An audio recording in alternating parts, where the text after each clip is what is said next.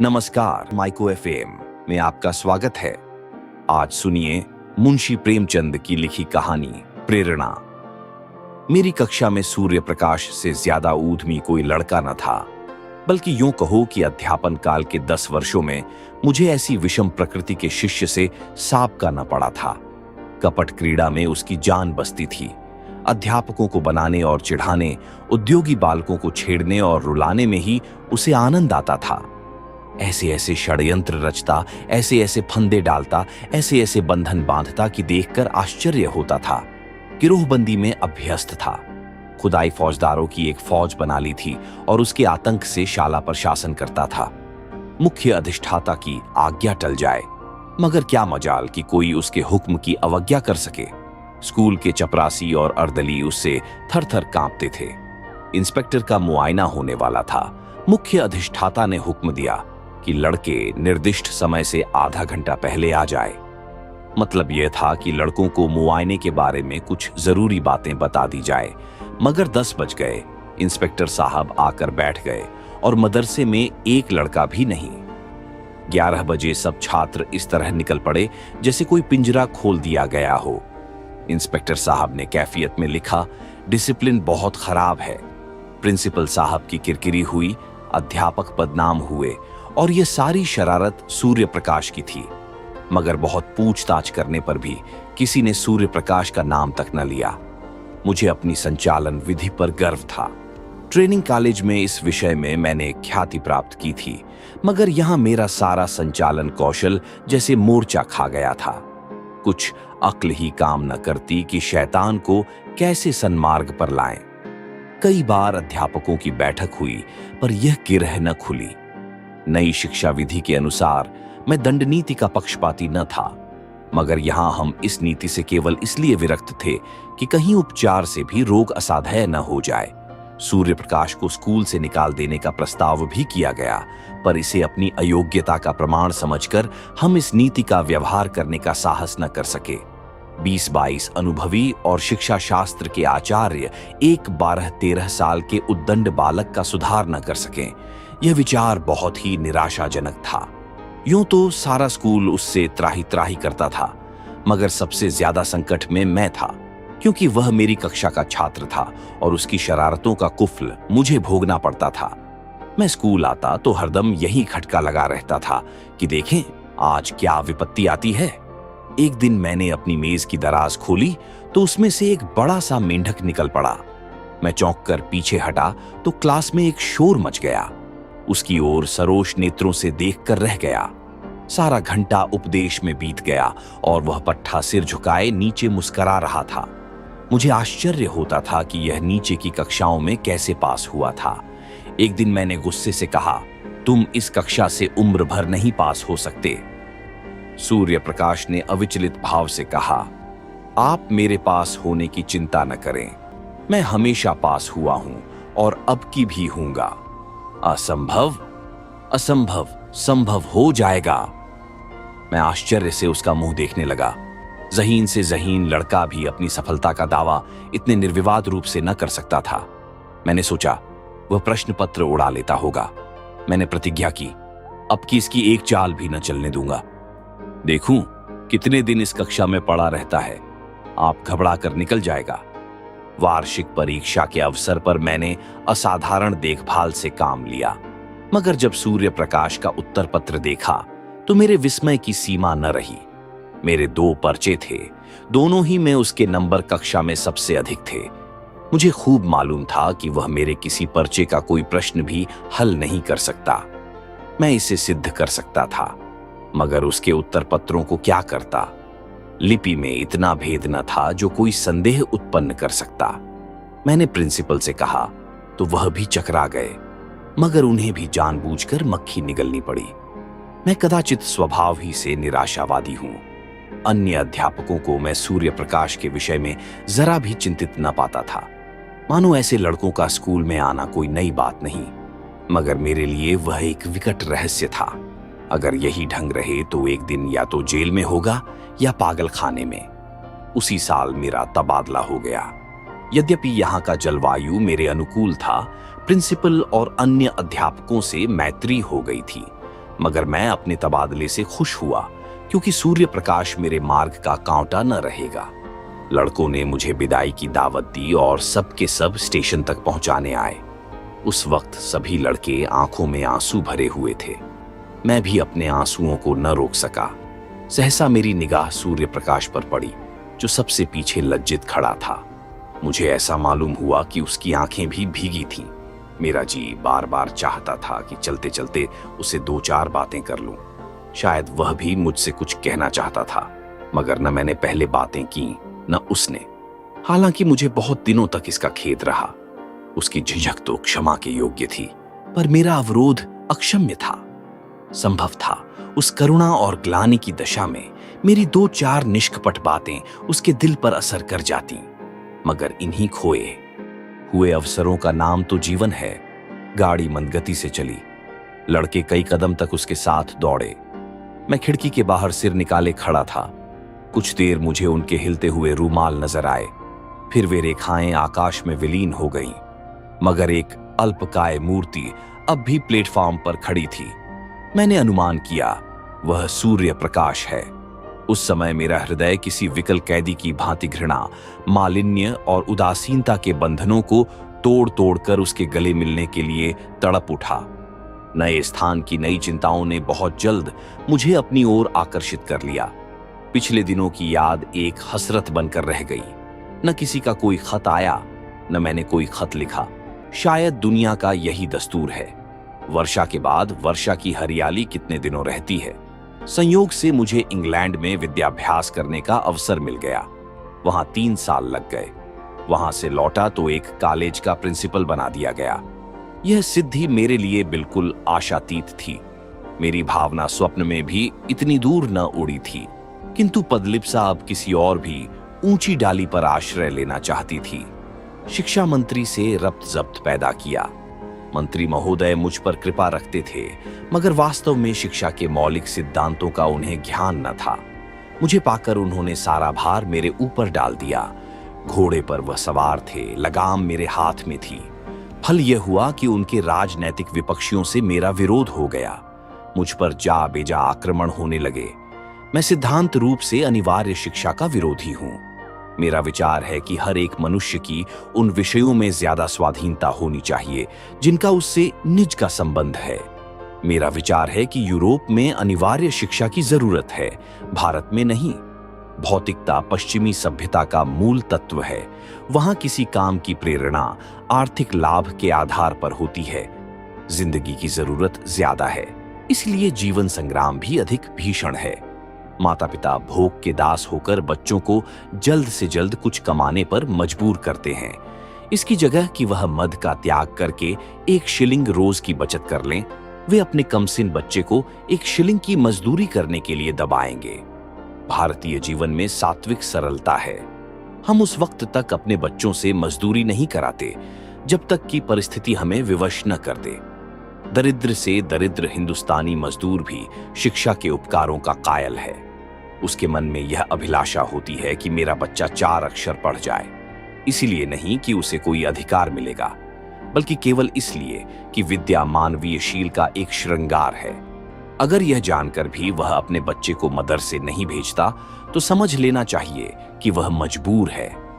ऐसी दशा में उस पर कानून का प्रहार करना मेरी दृष्टि में न्याय संगत नहीं है।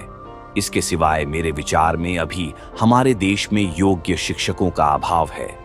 अर्ध शिक्षित और अल्प वेतन पाने वाले अध्यापकों से आप यह आशा नहीं रख सकते कि वह कोई ऊंचा आदर्श अपने सामने रख सके। अधिक से अधिक इतना ही होगा कि 4-5 वर्ष में बालक को अक्षर ज्ञान हो जाएगा। मैं इसे पर्वत खोदकर चूहिया निकालने के तुल्य समझता हूं।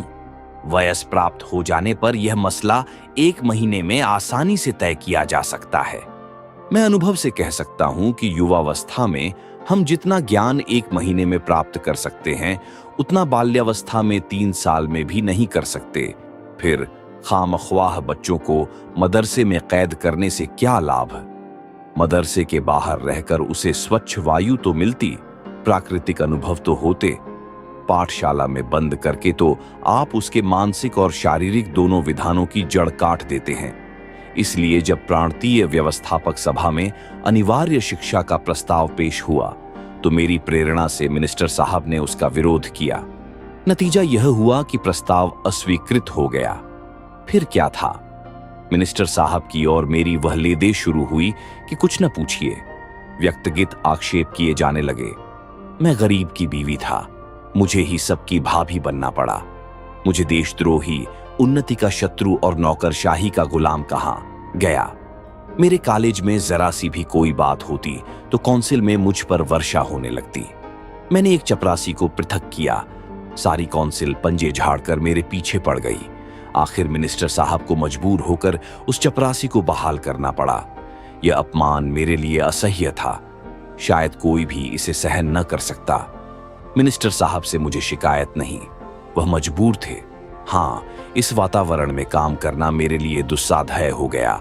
मुझे अपने कॉलेज के आंतरिक संगठन का भी अधिकार नहीं। अमुक क्यों नहीं परीक्षा में भेजा गया? अमुक के बदले अमुक को क्यों नहीं छात्रवृत्ति दी गई? अमुक अध्यापक को अमुक कक्षा क्यों नहीं दी जाती? इस तरह के सारहीन आक्षेपों ने मेरी नाक में दम कर दिया था। इस नई चोट ने कमर तोड़ दी। मैंने इस्तीफा दे दिया।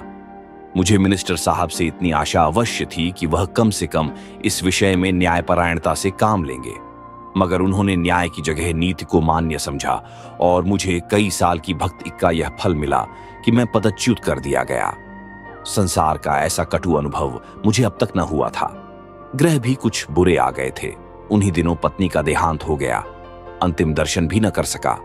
संध्या समय नदी तट पर सैर करने गया था। वह कुछ अस्वस्थ थीं। लौटा तो उनकी लाश मिली। कदाचित हृदय की गति बंद हो गई थी। इस आघात ने कमर तोड़ दी। माता के प्रसाद और आशीर्वाद से बड़े बड़े महान पुरुष कृतार्थ हो गए हैं। मैं जो कुछ हुआ पत्नी के प्रसाद और आशीर्वाद से हुआ। वह मेरे भाग्य की विधात्री थीं। कितना अलौकिक त्याग था, कितना विशाल धैर्य। उनके माधुर्य में तीक्ष्णता का नाम भी न था। मुझे याद नहीं आता कि मैंने कभी उनकी भ्रिकुटी संकुचित देखी हो। वह निराश होना तो जानती ही न थीं। मैं कई बार सख्त बीमार पड़ा हूं। वैद्य निराश हो गए हैं, पर वह अपने धैर्य और शांति से अणुमात्र भी विचलित नहीं हुई। उन्हें विश्वास था कि मैं अपने पति के जीवन काल में मरूंगी, और वही हुआ भी। मैं जीवन में अब तक उन्हीं के सहारे खड़ा था। जब वह अवलंब ही न रहा तो जीवन कहां रहता? खाने और सोने का नाम जीवन नहीं है। जीवन नाम है सदैव आगे बढ़ते रहने की लगन का। ये लगन गायब हो गई। मैं संसार से विरक्त हो गया और एकांतवास में जीवन के दिन व्यतीत करने का निश्चय करके एक छोटे से गांव में जा बसा।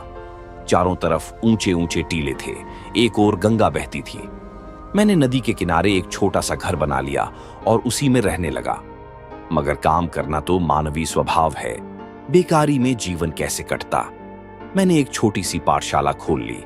एक वृक्ष की छाह में गांव के लड़कों को जमा कर कुछ पढ़ाया करता था। उसकी यहां इतनी ख्याति हुई कि आसपास के गांव के छात्र भी आने लगे। एक दिन मैं अपनी कक्षा को पढ़ा रहा था कि पाठशाला के पास एक मोटर आकर रुकी और उसमें से उस जिले के डिप्टी कमिश्नर उतर पड़े। मैं उस समय केवल एक कुर्ता और धोती पहने हुए था। इस वेश में एक हाकिम से मिलते हुए शर्म आ रही थी। डिप्टी कमिश्नर मेरे समीप आए तो मैंने झेंपते हुए हाथ बढ़ाया, मगर वह मुझसे हाथ मिलाने के बदले मेरे पैरों की ओर झुके और उन पर सिर रख दिया। मैं कुछ ऐसा सिटपिटा गया कि मेरे मुंह से एक शब्द भी न निकला। मैं अंग्रेजी अच्छी लिखता हूं, दर्शन शास्त्र का भी आचार्य हूं, व्याख्यान भी अच्छे दे लेता हूं, मगर इन गुणों में एक भी श्रद्धा के योग्य नहीं।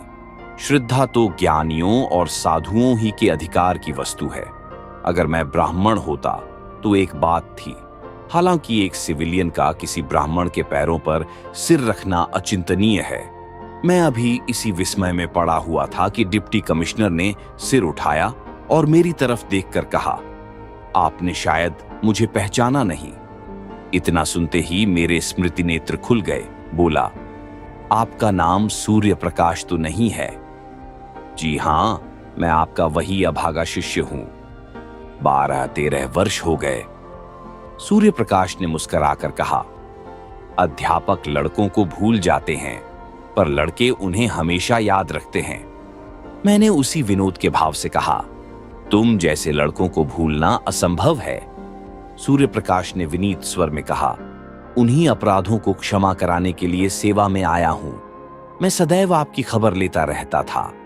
जब आप इंग्लैंड गए तो मैंने आपके लिए बधाई का पत्र लिखा, पर उसे भेज न सका। जब आप प्रिंसिपल हुए, मैं इंग्लैंड जाने को तैयार था। वहां मैं पत्रिकाओं में आपके लेख पढ़ता रहता था। जब लौटा तो मालूम हुआ कि आपने इस्तीफा दे दिया और कहीं देहात में चले गए हैं। इस जिले में आए हुए मुझे 1 वर्ष से अधिक हुआ, पर इसका जरा भी अनुमान न था कि आप यहाँ एकांत सेवन कर रहे हैं। इस उजाड़ गांव में आपका जी कैसे लगता है? इतनी ही अवस्था में आपने वानप्रस्थ ले लिया। मैं नहीं कह सकता कि सूर्य प्रकाश की उन्नति देखकर मुझे कितना आश्चर्यमय आनंद हुआ। अगर वह मेरा पुत्र होता तो भी इससे अधिक आनंद न होता। मैं उसे अपने झोंपड़े में लाया और अपनी राम कहानी कह सुनाई। सूर्य प्रकाश ने कहा, तो यह कहिए कि आप अपने ही एक भाई के विश्वासघात के शिकार हुए। मेरा अनुभव तो अभी बहुत कम है, मगर इतने ही दिनों में मुझे मालूम हो गया है कि हम लोग अभी अपनी जिम्मेदारियों को पूरा करना नहीं जानते। मिनिस्टर साहब से भेंट हुई तो पूछूंगा कि यही आपका धर्म था। मैंने जवाब दिया, भाई उनका दोष नहीं। संभव है इस दशा में मैं भी वही करता जो उन्होंने किया। मुझे अपनी स्वार्थ लिप्सा की सजा मिल गई और उसके लिए मैं उनका अरनी हूं, बनावट नहीं। सत्य कहता हूं कि यहां मुझे जो शांति है वह और कहीं न थी। इस एकांत जीवन में मुझे जीवन के तत्वों का वह ज्ञान हुआ जो संपत्ति और अधिकार की दौड़ में किसी तरह संभव न था। इतिहास और भूगोल के पोथे छांटकर और यूरोप के विद्यालयों की शरण जाकर भी मैं अपनी ममता को न मिटा सका, बल्कि यह रोग दिन दिन और भी असाध्य होता जाता था। आप सीढ़ियों पर पांव रखे बगैर छत की ऊंचाई तक नहीं पहुंच सकते। संपत्ति की अट्टालिका तक पहुंचने में दूसरों की जिंदगी ही जीनों का काम देती है। आप कुचलकर ही लक्ष्य तक पहुंच सकते हैं। वहां सौजन्य और सहानुभूति का स्थान ही नहीं। मुझे ऐसा मालूम होता है कि उस वक्त मैं हिंस्र जंतुओं से घिरा हुआ था और मेरी सारी शक्तियां अपनी आत्मरक्षा में ही लगी रहती थीं। यहां मैं अपने चारों ओर संतोष और सरलता देखता हूं।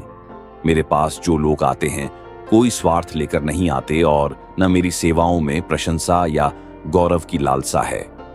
यह कहकर मैंने सूर्य प्रकाश के चेहरे की ओर गौर से देखा। कपट मुस्कान की जगह ग्लानि का रंग था। शायद यह दिखाने आया था कि आप जिसकी तरफ से इतने निराश हो गए थे वह अब इस पद को सुशोभित कर रहा है। वह मुझसे अपने सदुद्योग का बखान कराना चाहता था। मुझे अब अपनी भूल मालूम हुई। एक संपन्न आदमी के सामने समृद्धि की निंदा उचित नहीं। मैंने तुरंत बात पलटकर कहा, मगर तुम अपना हाल तो कहो। तुम्हारी यह काया पलट कैसे हुई? तुम्हारी शरारतों को याद करता हूं तो अब भी रोएं खड़े हो जाते हैं। किसी देवता के वरदान के सिवा और तो कहीं यह विभूति न प्राप्त हो सकती थी। सूर्य प्रकाश ने मुस्कुराकर कहा, आपका आशीर्वाद था। मेरे बहुत आग्रह करने पर सूर्य प्रकाश ने अपना वृत्तांत सुनाना शुरू किया। आपके चले आने के कई दिन बाद मेरा ममेरा भाई स्कूल में दाखिल हुआ। उसकी उम्र 8-9 साल से ज्यादा न थी। प्रिंसिपल साहब उसे हॉस्टल में न लेते थे और न मामा साहब उसके ठहरने का प्रबंध कर सकते थे। उन्हें इस संकट में देखकर मैंने प्रिंसिपल साहब से कहा, उसे मेरे कमरे में ठहरा दीजिए। प्रिंसिपल साहब ने इसे नियम विरुद्ध बतलाया। इस पर मैंने बिगड़कर उसी दिन हॉस्टल छोड़ दिया और एक किराए का मकान लेकर मोहन के साथ रहने लगा। उसकी मां कई साल पहले मर चुकी थी। इतना दुबला पतला, कमजोर और गरीब लड़का था कि पहले ही दिन से मुझे उस पर दया आने लगी। कभी उसके सिर में दर्द होता, कभी ज्वर हो आता। आए दिन कोई न कोई बीमारी खड़ी रहती थी। इधर सांझ हुई और झपकियां आने लगी। बड़ी मुश्किल से भोजन करने उठता। दिन चढ़े तक सोया करता और जब तक मैं गोद में उठाकर बिठा न देता उठने का नाम न लेता। रात को बहुधा चौंक कर मेरी चारपाई पर आ जाता, मेरे गले से लिपट कर सोता। मुझे उस पर कभी क्रोध न आता। कह नहीं सकता क्यों मुझे उससे प्रेम हो गया। मैं जहां पहले 9 बजे सोकर उठता था, अब तड़के उठ बैठता और उसके लिए दूध गर्म करता। फिर उसे उठाकर हाथ मुंह धुलाता और नाश्ता कराता। उसके स्वास्थ्य के विचार से नित्य वायु सेवन को ले जाता। मैं जो कभी किताब लेकर न बैठता था, उसे घंटों पढ़ाया करता। मुझे अपने दायित्व का इतना ज्ञान कैसे हो गया, इसका मुझे आश्चर्य है। उसे कोई शिकायत हो जाती तो मेरे प्राण नखों में समा जाते। डॉक्टर के पास दौड़ता, दवाएं लाता और मोहन की खुशामद करके दवा पिलाता। सदैव यह चिंता लगी रहती थी कि कोई बात उसकी इच्छा के विरुद्ध न हो जाए। इस बेचारे का यहां मेरे सिवा दूसरा कौन है? मेरे चंचल मित्रों में से कोई उसे चिढ़ाता या छेड़ता तो मेरी त्योरियां बदल जाती थीं। कई लड़के तो मुझे बूढ़ी दाई कहकर चिढ़ाते थे, पर मैं हंसकर टाल देता था। मैं उसके सामने एक अनुचित शब्द भी मुंह से न निकालता। यह शंका होती थी कि कहीं मेरी देखा देखी यह भी खराब न हो जाए। मैं उसके सामने इस तरह रहना चाहता था कि वह मुझे अपना आदर्श समझे, और इसके लिए यह मानी हुई बात थी कि मैं अपना चरित्र सुधारूं। वह मेरा 9 बजे सोकर उठना, 12 बजे तक मटर गश्ती करना, नई नई शरारतों के मंसूबे बांधना और अध्यापकों की आंख बचाकर स्कूल से उड़ जाना, सब आप ही आप जाता रहा। स्वास्थ्य और चरित्र पालन के सिद्धांतों का मैं शत्रु था, पर अब मुझसे बढ़कर उन नियमों का रक्षक दूसरा न था। मैं ईश्वर का उपहास किया करता, मगर अब पक्का आस्तिक हो गया था। वह बड़े सरल भाव से पूछता, परमात्मा सब जगह रहते हैं तो मेरे पास भी रहते होंगे? इस प्रश्न का मजाक उड़ाना मेरे लिए असंभव था। मैं कहता, हां, परमात्मा तुम्हारे, हमारे सबके पास रहते हैं और हमारी रक्षा करते हैं। यह आश्वासन पाकर उसका चेहरा आनंद से खिल उठता था। कदाचित वह परमात्मा की सत्ता का अनुभव करने लगता था। साल ही भर में मोहन कुछ से कुछ हो गया। मामा साहब दोबारा आए तो उसे देखकर चकित हो गए। आंखों में आंसू भरकर बोले, बेटा, तुमने इसको जिला लिया, नहीं तो मैं निराश हो चुका था। इसका पुनीत फल तुम्हें ईश्वर देंगे। इसकी मां स्वर्ग में बैठी हुई तुम्हें आशीर्वाद दे रही है। सूर्य प्रकाश की आंखें उस वक्त भी सजल हो गई थीं। मैंने पूछा, मोहन भी तुम्हें बहुत प्यार करता होगा? सूर्य प्रकाश के सजल नेत्रों में हसरत से भरा हुआ आनंद चमक उठा। बोला, वह मुझे 1 मिनट के लिए भी न छोड़ता था। मेरे साथ बैठता, मेरे साथ खाता, मेरे साथ सोता। मैं ही उसका सब कुछ था। आह, वह संसार में नहीं है, मगर मेरे लिए वह अब भी उसी तरह जीता जागता है। मैं जो कुछ हूं उसी का बनाया हुआ हूं। अगर वह दैवी विधान की भांति मेरा पथ प्रदर्शक न बन जाता तो शायद आज मैं किसी जेल में पड़ा होता। एक दिन मैंने कह दिया था, अगर तुम रोज नहा न लिया करोगे तो मैं तुमसे न बोलूंगा। नहाने से वह न जाने क्यों जी चुराता था। मेरी इस धमकी का फल यह हुआ कि वह नित्य प्रातः काल नहाने लगा। कितनी ही सर्दी क्यों न हो, कितनी ही ठंडी हवा चले, लेकिन वह स्नान अवश्य करता था। देखता रहता था मैं किस बात से खुश होता हूं। एक दिन मैं कई मित्रों के साथ थिएटर देखने चला गया। ताकीद कर गया था कि तुम खाना खाकर सो रहना। 3 बजे रात को लौटा तो देखा कि वह बैठा हुआ है। मैंने पूछा, तुम सोए नहीं? बोला, नींद नहीं आई।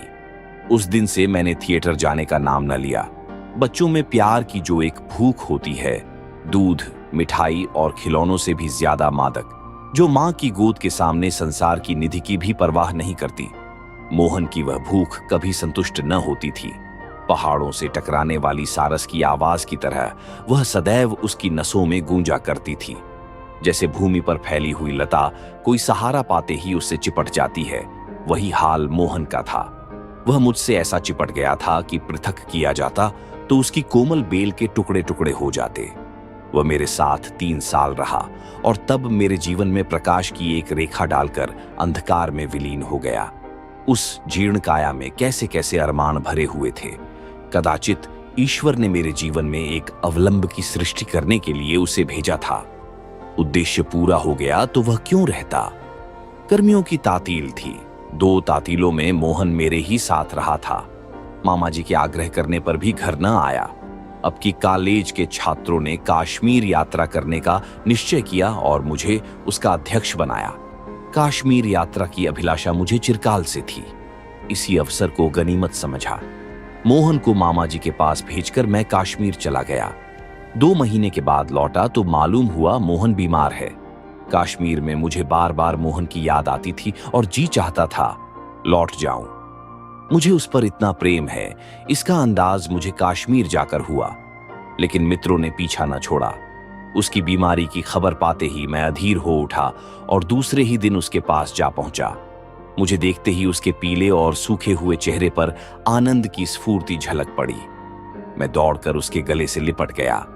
उसकी आंखों में वह दूरदृष्टि और चेहरे पर वह अलौकिक आभा थी जो मंडराती हुई मृत्यु की सूचना देती है। मैंने आवेश से कांपते हुए स्वर में पूछा, ये तुम्हारी क्या दशा है मोहन? 2 ही महीने में यह नौबत पहुंच गई? मोहन ने सरल मुस्कान के साथ कहा, आप कश्मीर की सैर करने गए थे, मैं आकाश की सैर करने जा रहा हूं। मगर यह दुमुख की कहानी कहकर मैं रोना और रुलाना नहीं चाहता। मेरे चले जाने के बाद मोहन इतने परिश्रम से पढ़ने लगा मानो तपस्या कर रहा हो। उसे यह धुन सवार हो गई थी कि साल भर की पढ़ाई 2 महीने में समाप्त कर ले और स्कूल खुलने के बाद मुझसे इस श्रम का प्रशंसा रूपी उपहार प्राप्त करे। मैं किस तरह उसकी पीठ ठोकूंगा, शाबाशी दूंगा, अपने मित्रों से बखान करूंगा। इन भावनाओं ने अपने सारे बालोचित उत्साह और तल्लीनता से उसे वशीभूत कर लिया। मामा जी को दफ्तर के कामों से इतना अवकाश कहां कि उसके मनोरंजन का ध्यान रखें। शायद उसे प्रतिदिन कुछ न कुछ पढ़ते देखकर वह दिल में खुश होते थे। उसे खेलते देखकर वह जरूर डांटते, पढ़ते देखकर भला क्या कहते। फल यह हुआ कि मोहन को हल्का हल्का ज्वर आने लगा, किंतु उस दशा में भी उसने पढ़ना न छोड़ा। कुछ और व्यतिक्रम भी हुए, ज्वर का प्रकोप और भी बढ़ा। पर उस दशा में भी ज्वर कुछ हल्का हो जाता तो किताबें देखने लगता था। उसके प्राण मुझ में ही बने रहते थे।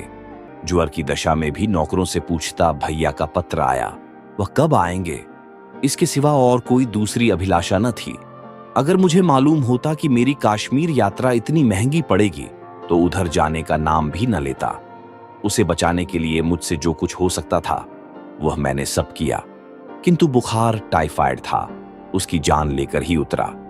उसके जीवन के स्वप्न मेरे लिए किसी आशिक के आशीर्वाद बनकर मुझे प्रोत्साहित करने लगे और यह उसी का शुभ फल है कि आज आप मुझे इस दशा में देख रहे हैं। मोहन की बाल अभिलाषाओं को प्रत्यक्ष रूप में लाकर यह मुझे संतोष होता है कि शायद उसकी पवित्र आत्मा मुझे देखकर प्रसन्न होती हो। यही प्रेरणा थी कि जिसने कठिन से कठिन परीक्षाओं में भी मेरा बेड़ा पार लगाया। नहीं तो मैं आज भी वही मंदबुद्धि सूर्य प्रकाश हूं जिसकी सूरत से आप चिढ़ते थे। उस दिन से मैं कई बार सूर्य प्रकाश से मिल चुका हूं।